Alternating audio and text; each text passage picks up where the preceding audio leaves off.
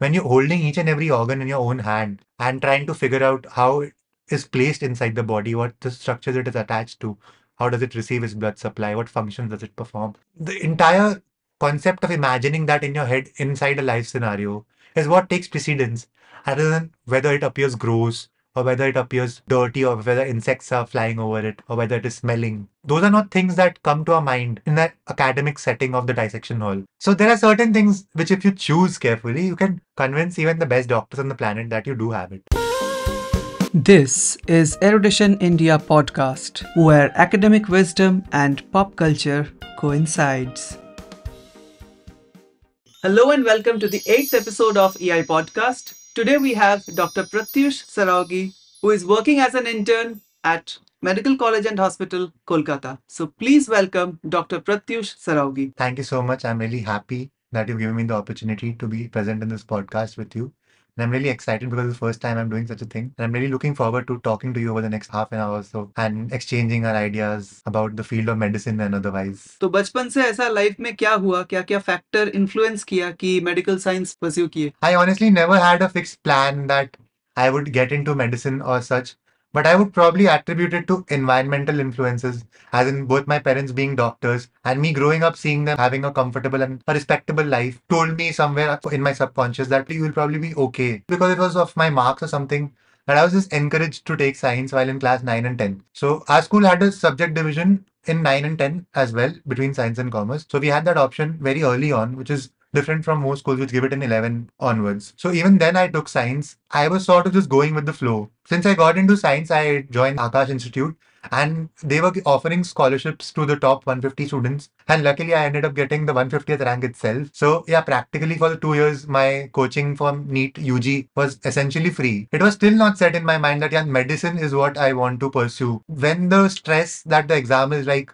right a few months down the corner started to hit me, that is probably when I realized that, yeah, I really want to do this because I have worked hard. And now if I don't do it, I won't feel happy. I won't feel satisfied with myself. And probably this is something I could see myself doing. If you're not someone who's interested in research, the most common options you're left with are engineering or medical. That is the common perception. And that was my perception as well at that time. And engineering was something which I did have as a backup. I in fact did sit for the JEE mains exam and I cleared it and I qualified for advance also. But then because my NEET UG exam went well enough, I was very satisfied with the results. I didn't end up sitting for JEE advance that year. At the end, I did have those options, but I realized that yeah, medical was something that I wanted to do. I don't know if I am meant to do it. Only time will tell. But yeah, there was literally no pressure from my parents or anything around me. And yes, I would definitely say I loved biology much more. Physics was still very interesting, but chemistry was something that bored me to my death.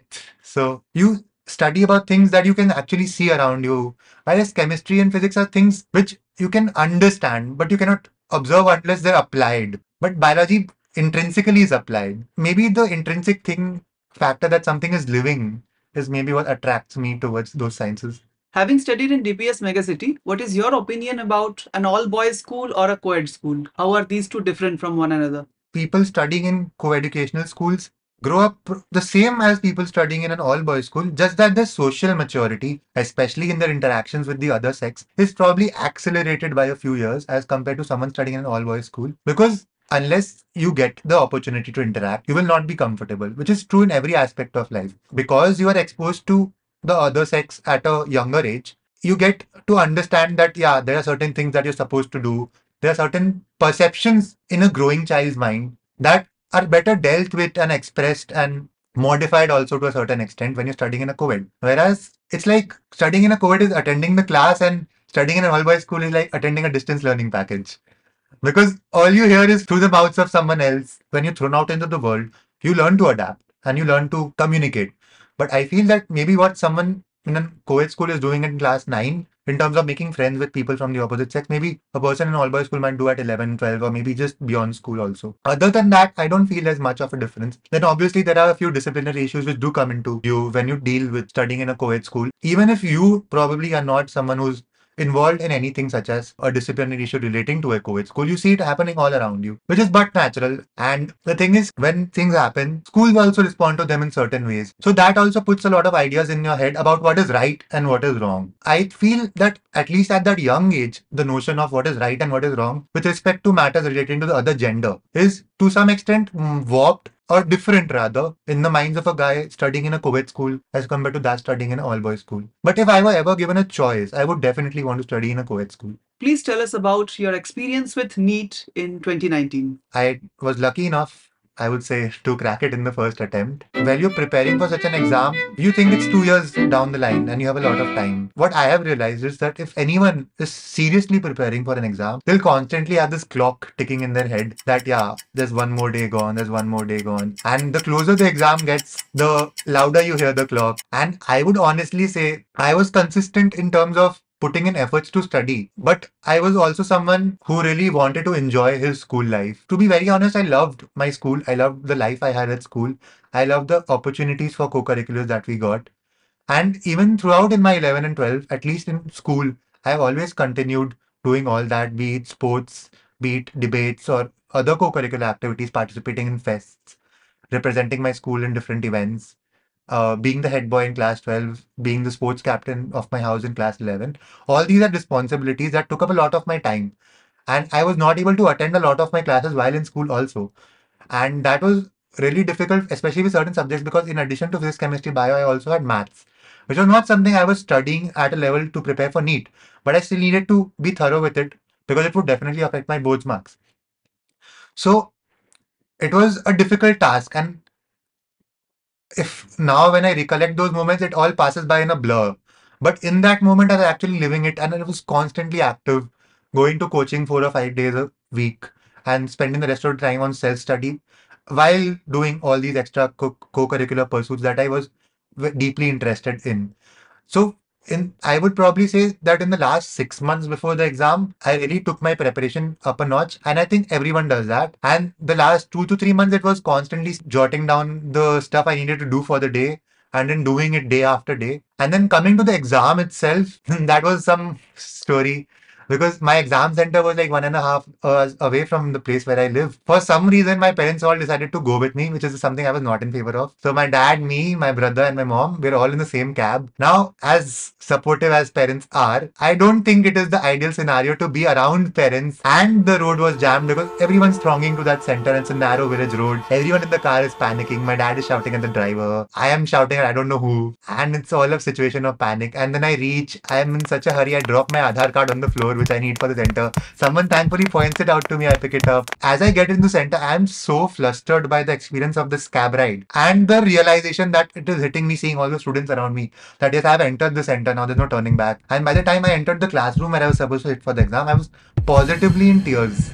Internally, I don't think I am going to make it this year. My mind is already in a state where it will definitely affect my exam negatively. And then we filled up the OMR sheet, and I realized that doing these mechanical things now, where you don't have to think about anything, like simply writing your details down on a sheet of paper, that itself is so calming because that is something you're familiar with. NEET as an exam was something I was not familiar with, but I know my name, I know my hall ticket number, I know my age.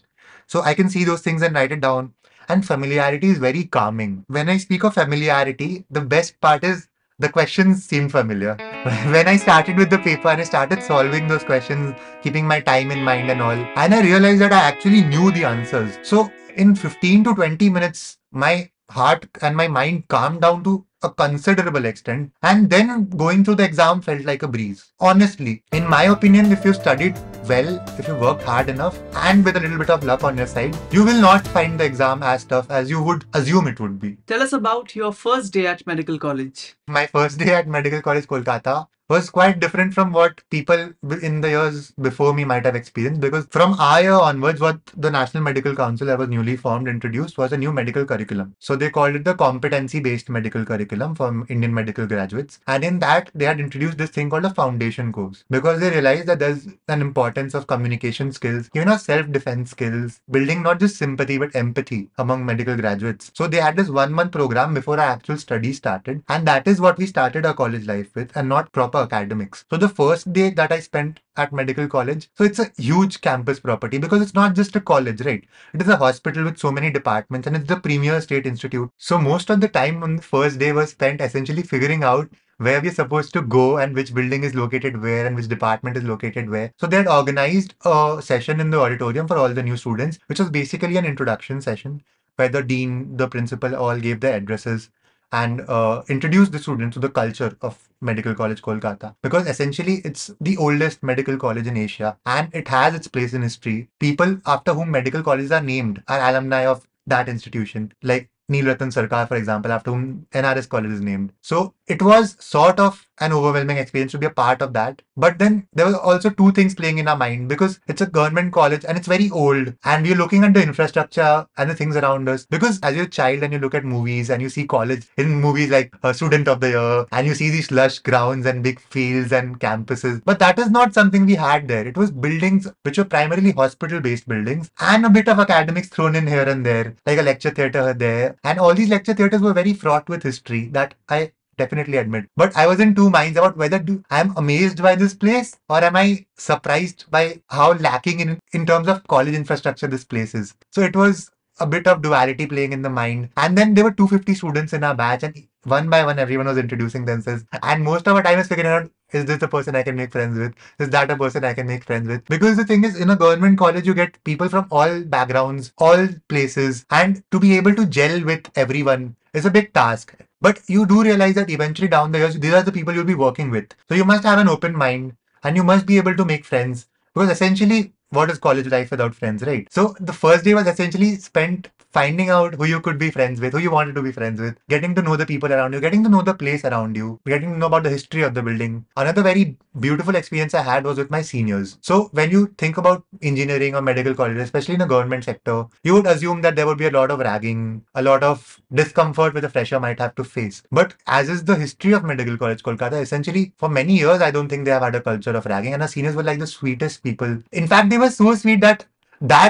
made us worry that is this a prelude to something else? Maybe they'll being sweet to you now and maybe they'll ask you for favors or they'll make you join parties and all that later on. But that was absolutely not the case and all those misconceptions were washed away soon. And that was one of the best experiences I've had and that has still stayed with me till this day, that the seniors at Medical College Kolkata are very nice. And time for Curious Queries, where our listeners and viewers send in their questions for our guest. Hi Pratyush, I'm Shalmali Chatterjee, consultant psychologist and special educator. There are real difficult times or difficult cases. There are times when you see patients dying in front of you. How do you keep your mental health good or healthy or have a stress-free times? Let me know.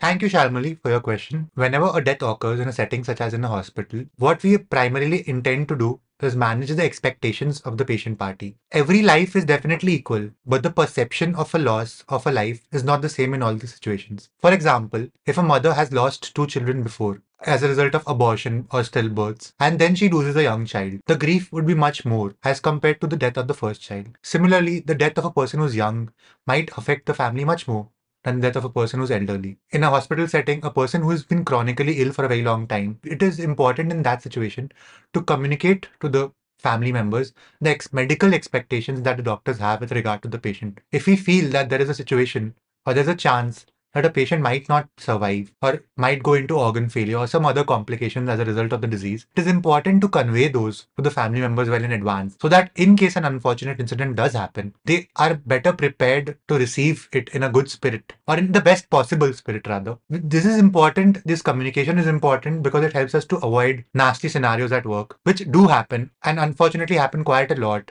especially in the government sector, because you cannot always control the kind of patients that come to you in such a scenario. And a lot of incidents have happened where doctors have got beaten up, probably due to no fault of their own. So managing the expectations of a family is extremely important in order to ensure that such a sad moment is also not marred by violence or bitterness and they can process their grief properly. Communication is key. And when it comes to us personally, there is a certain level of attachment that even we as junior doctors or young interns develop towards patients which we see on a daily basis in the wards or patients who come to us on follow-up basis. And it's obviously different for different patients, the kind of connections that you have. It can be formed from a simple conversation that you have with them while trying to send their samples or draw their blood, or any conversation with their family members. So each loss that you might encounter does affect you at a personal level, to varying levels, definitely. Because as I explained, that you manage expectations for families. At the same time, you also manage expectations for yourself personally. Because when you know that a patient is so sick that it is unlikely that medical intervention will save his life, you also subconsciously prepare yourself in your mind that something bad might happen. Whereas a sudden death or an unexpected death would definitely hurt the family members a lot, but it would also, as a professional, might even make you question your own ability, or it might make you feel that you could have done something better. But the basic learning that we get from our seniors, from our teachers, is even though you cannot save everyone, each life that you save does count. Each person's life that you do make better, the lifespan that you increase for any single person, all these small wins, these probably and usually outweigh the number of losses that we go through. Because for maybe every person that we might not be able to save, there are a lot of people that we are actually saving and a lot of lives that we are actually making better. So that is probably what drives people in this profession to move on from the things of yesterday and to look forward to tomorrow. Abhishek Mitra from Gariahat, Kolkata is asking, in Munna Bhai MBBS, Dr. Asthana had a line, patient doctor के लिए सिर्फ एक बीमार शरीर है और कुछ नहीं. Do you believe this ideology? I don't think I really do believe in this ideology कि डॉक्टर के लिए पेशेंट एक बीमार शरीर है. एंड जेन्युइनली स्पीकिंग, मैंने अपने आसपास भी ये चीज प्रैक्टिस होते नहीं देखी है. Be it with my parents or with my colleagues or with my seniors. Because medical में there are different fields or different scenarios where there are different requirements out of doctors. If you're cauterizing a bleeding vessel, if you're performing an operation, then you need to be objective. There are certain things you need to do and you do them. And specifically in those scenarios, the patient is treated as a body on which you have to exercise your craft. But in a majority of scenarios that you come across in medicine, for example, simply talking to the patient when they visit your OPD for the first time, or revisiting a patient for evening rounds or morning rounds, the simple task of asking কেমন আছেন আজকে, কিরকম চলছে, all these things intrinsically mean that there is a human component to the practice of medicine. We are also taught that even if a patient is not 100% satisfied with the treatment that he has been offered, if you can satisfy him with your conversation, at least at that moment, he will leave for home feeling much better. So the human component in medicine is extremely essential. Doctors do their little bit to help the patients out. Because for the same chemical composition, there are a million drugs available in the market. But the ability to know, as my dad often tells me, which medicine to write for which patient based on what they can afford is a small thing you're doing in order to help them out, even when without them actually knowing about it. Sending tests to a certain lab, or maybe sending tests to a government sector lab, which where they'll get it done for free, even though a little later, might significantly help out a patient in terms of their finances. So there are a lot of things which doctors do keep in mind. Beyond the point of time, keeping those things in mind maybe becomes subconscious for them rather than having to do it consciously. That is what the art of practicing medicine is about. In what ways did COVID-19 change the way people study medicine nowadays? Essentially, when you're talking about studying medicine and how COVID impacted it, it was obviously a significant impact because medicine is something that is as much a practical subject as it is in theory. And we obviously have to attend our wards, we have to attend clinics, we have to go to dissection halls or pathology halls or anything for that matter and see those specimens, see the patients, see the cases to gain first-hand knowledge. So all that was significantly affected. Now, in addition, COVID obviously disrupted life for everyone, but the crux of it was in the healthcare industry. And even for our seniors, for people who were in their internship at that period of time, their internships got extended indefinitely, and the postgraduates were working tirelessly, and not just working, but working with such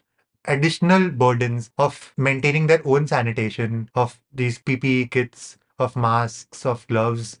And to do that for each and every patient you see, and then donning and doffing it all the time, that was a significant change for them also. And kudos to them for the way they adapted. Because while it affected everything from in the economy to the transport, the base of it was felt in the medical sector itself. And so many doctors, even our professors, have lost their lives during the course of this pandemic. Not just by treating patients, but just by being doctors in that setting. Because they were the people who were constantly exposed to it. And medical was transformed into a COVID center overnight to receive patients because of the immense load that we had at that point of time. But when I speak of matters related to studies, so how that changed was medical education essentially has teachers who are maybe not as tech savvy as you might find in other streams, because a lot of them are very learned but very old and aged who have not yet adapted to the technologies and are not adept at Zoom calls or Google Meet or all that. The younger ones did, in fact, very successfully were able to convert to this paradigm and take our classes online and give us assignments online. But a lot of teachers did struggle with teaching, as did a lot of students, because as I mentioned, the socioeconomic background of people studying medicine is widely diverse, with people coming from the poorest of sections of society to the richest. And it was, in fact, even difficult for some people to procure the internet and the maybe a tablet or a phone to study throughout the lockdown period. And in addition, the funny aspect of it was maybe that even though our classes were being held online and we were having like video lectures and assignments online, our exams were supposed to be held offline. And we could not pass to the next year unless we took a written exam. So I do distinctly remember, even during the pandemic from the year 2020 to approximately 2022 early period or 2021 late period, our college opened thrice so that we could go and take exams. So that is medical education in COVID was like. Touching the human cadaver for the very first time, where all the signs of death were present, how terrified were you for the very first time? You might be surprised, but actually, not just me, but I think none of the people in my batch are actually terrified, because anatomy, as such, is a first year subject which we introduced to the moment we enter and start with our medical education. And we had this beautiful dissection hall with a lot of space and a lot of facilities. So essentially, when you think of a cadaver and you speak about all the signs of death being present in your face, it is not actually an apt comparison, because cadaver is much different from a person who has died recently and whose body you're seeing. Because a cadaver is essentially a preserved specimen where you prepare the body and you use preservatives to ensure that it stays that way. And that causes a lot of changes in how the body appears and even the color of the skin. We do not feel scared or terrified on entering a dissection hall, although we do feel the stench of formalin hitting our nose. It's so strong. We view it as an academic experience rather than a terrifying experience. The dominant emotion is not fear, it is curiosity. When you're entering the medical field, you know that you will encounter bodies, both dead and live ones. And trust me, people studying medicine are more terrified of live bodies than they are of dead ones. Because there's nothing you can do wrong with a dead body, provided you treat it with respect. So, the moment you see a cadaver, the mind of a medical person would work in terms of curiosity as to how is the body internally arranged. When you're holding each and every organ in your own hand and trying to figure out how it is placed inside the body, what the structures it is attached to, how does it receive its blood supply, what functions does it perform. The entire concept of imagining that in your head inside a life scenario is what takes precedence, rather than whether it appears gross or whether it appears dirty or whether insects are flying over it or whether it is smelling. Those are not things that come to our mind in the academic setting of the dissection hall. It is majority, the dominant emotion is academic. As a young toddler or as a teenager, were you ever been able to successfully pull up a trick on your parents that you are sick?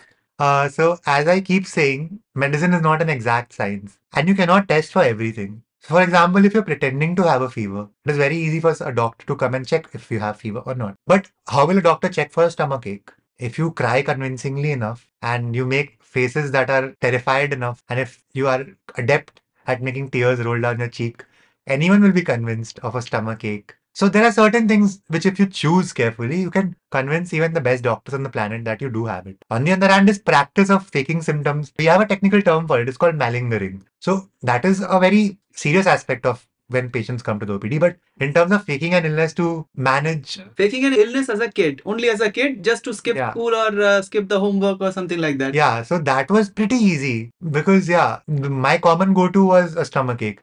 But I used to do it only as a small child because once I reached teenage, I never felt the need to skip school because, as I said, I was very attached to my school and I would rather be at school than sit at home.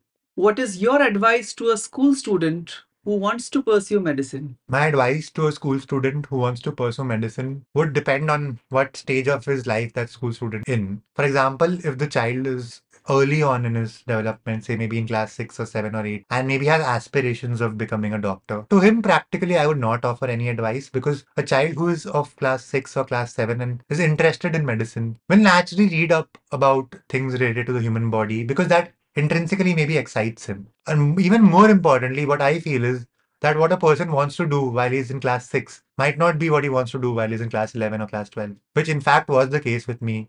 I was completely clueless during my formative years as to what I wanted to do. So I think giving advice to someone who does not need it is probably a waste of their time and my time. But if, for example, a child is in class 11 and 12 and he's genuinely considering, or maybe even just passing out of class 10 and is considering or is aspiring to be a doctor, then my advice would be that consistency is one virtue that he needs to develop, he or she needs to develop for the next 2 or 3 years till he clears medicine.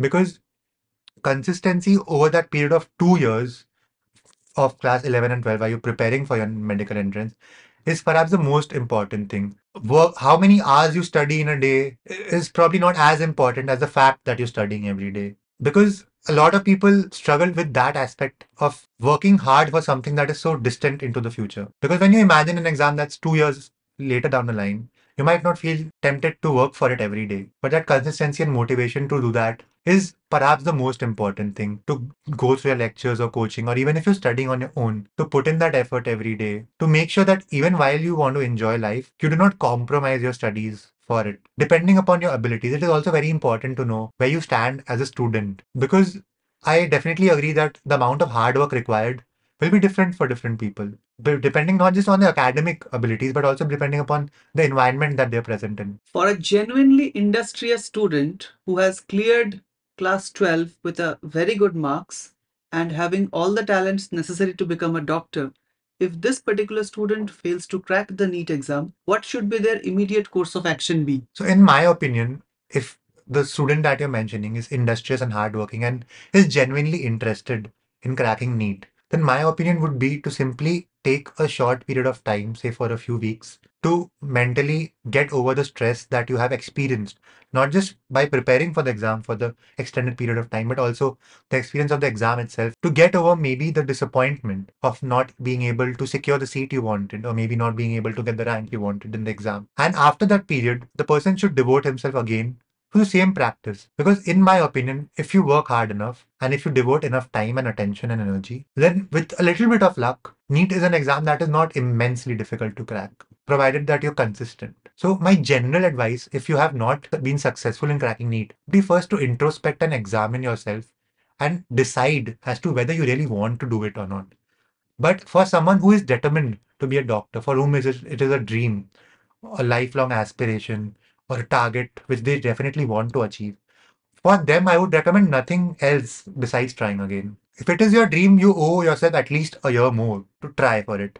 Did pursuing a career in medical science take away the time that you wanted to explore other fields of interest? I had always been deeply interested in a lot of other pursuits, such as drawing or sports, and I even pursue music now. But medical definitely is a field that demands sacrifice, not just physically and mentally, but of your time as well. Be it studying for your exams or as an intern working long hours on duty. There is definitely a component of your life that will go away in that. As an intern, my hours vary widely depending upon the department in which I am posted at that point of time. So for medicine, for example, we might have to do 2 shifts in a single day and then a 24-hour shift when we're taking in new patients on admissions. But for example, in some fields where our workload is a little less, we might get by doing just one morning shift a day. The extent to which medicine will take up your time depends upon how efficient you are, which I definitely was not during my undergraduate years. The syllabus is so huge when you're studying, and that task requires not just studying the day before the exam, but maybe a month or more than a month before the exam, but even beyond exams, to enhance your own knowledge, to build an interest, to try and understand the subjects. If you don't start studying from early on in the academic year, towards the end of the year, you will either have to cram an immeasurable amount of material in a very short span of time, which will then affect your life considerably much more than it would have had you balanced that time early on with some activities and then some more time devoted to studying. Different people adopt different approaches. I realize that this is a slightly different ball game. This requires much more. And it is not just that you are a good student, so you will manage, because everyone here is a good student. So maybe that is not setting you apart anymore. So this is where hard work beats talent. To maintain a balance of your own personal life with your professional or academic life is a big task. But the only comfort is that you get to choose the ratio which you want to maintain. It can be a 50-50. It can be an 80-20 in favor of academics. 20-80 in favor of other activities instead of academics is slightly risky.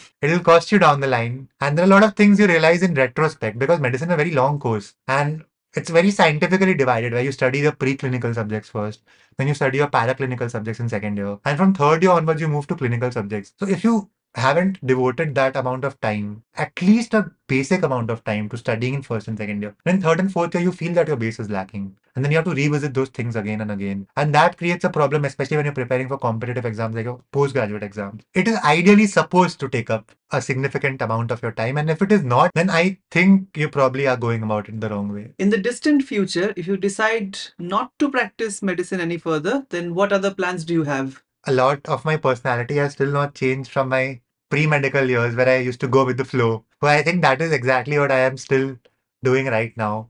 So the most common course that medical undergraduates take is they sit for the postgraduate exam and then take up a specialty, which is what I am presently planning to do as well. But obviously, because of the competition and because the amount of dedication and effort that it requires sitting and clearing the postgraduate exam, and perhaps the tiredness that you feel after having studied for such a long period of time, seeing your friends around you in different streams already graduating, getting jobs, earning, getting even settled, you feel to some extent or the other that what if you do something else? What if you leave the stream behind and choose some other pursuit? So these are natural thoughts that do come in the minds of a lot of people at different points of time while studying their undergraduate MBBS course. So these thoughts have come in my mind as well. So I did explore these options once. So I thought that there's a possibility that you could do an MBA in hospital management or fields that are relevant or related to medicine. Because I felt that maybe even as an administrator, you can do a lot of good to patients and not just as a doctor. Because essentially, in today's world of corporate medical practice, the main cause for the grievances of the patients and their parties are essentially not the treatment being offered to them in terms of medicine, but the treatment being offered to them in terms of interpersonal relations, as in how they are being treated and not just treated. So hospital administration is a key component of healthcare, and that is something I have felt interested in. But whether I pursue it or not is remains to be seen. Then again, getting into a business or starting a business that is relevant or related to the medical field remains an option. But that is also something that I could pursue simultaneously or maybe even after I do a post graduation. So these are certain options that are available if you do not want to take the traditional path of practicing medicine. And I know a lot of relatives who really want me to still sit for the UPSC exams and crack an IAS. And just to please them, I have mentioned that I might sit for it. But I don't know if that is something I aspire for. Because the thing is, once you've studied for 5.5 years, or 6 years in my case because of COVID, and you've devoted such a significant chunk of probably the most youthful days of your life to such a pursuit and such a difficult pursuit, then going off that track feels like a big change. And being ready for that change is a different matter altogether. Most people won't even want that change. Because जब इतना मेहनत की हो किसी के लिए तो फिर उसको छोड़ने का मन नहीं करता है. True. So that is what is there in my mind as well. That I do want to practice medicine. And I haven't really thought of plan B yet, if there is to be. So thank you very much for watching this episode. We will be back again next week. Thank you very much. Thank you so much.